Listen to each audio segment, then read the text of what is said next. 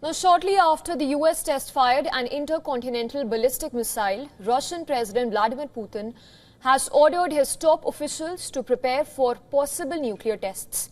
On Wednesday, the U.S. Air Force launched Minuteman III intercontinental ballistic missile from Vandenberg Space Force Base in California, which traveled thousands of miles before landing near the Army's Ronald Reagan Ballistic Missile Defense Test Site in the Marshall Islands, part of America's so-called nuclear triad.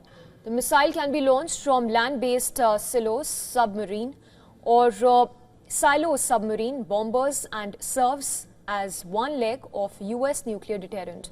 The missile is designed to be launched in retaliation for a nuclear attack. It in fact comes less than a week after President Trump directed the Pentagon to start testing nuclear weapons on an equal basis with Russia and China. Following the test firing of the missile, Putin even convened a meeting of Russia's Security Council, saying that his government would consider resuming nuclear tests, that is, if the U.S. does so.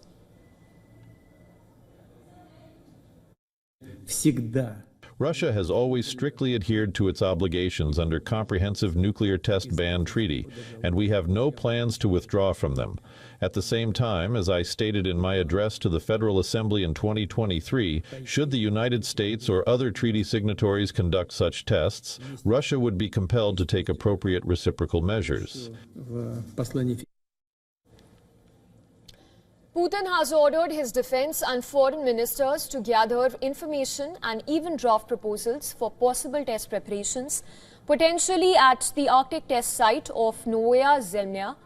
Russia has not conducted a nuclear test since 1990, which is the final year of the Soviet Union. I am instructing the Foreign Ministry, the Ministry of Defense, the Special Services, and the relevant civilian agencies to do everything necessary to collect additional information on this issue, analyze it within the framework of the Security Council, and make agreed proposals on the possible start of work on the preparations for nuclear weapons testing. During the meeting, Secretary of the Security Council Sergei Shoigu said that the U.S. is planning underground nuclear tests, while Defense Minister Andrei Belousov told Putin that U.S. made it advisable to prepare for full-scale nuclear tests at the earliest.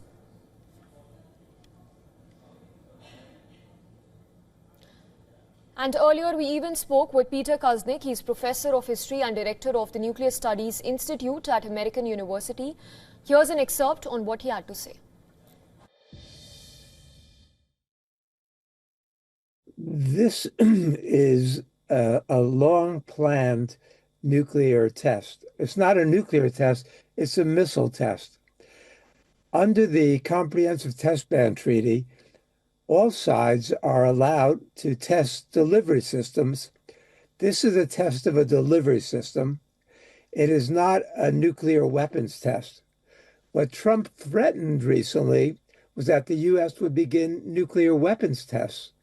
But Secretary of Energy Chris Wright walked that back and said, we're not talking about nuclear weapons tests. Trump made a series of false statements when he announced that.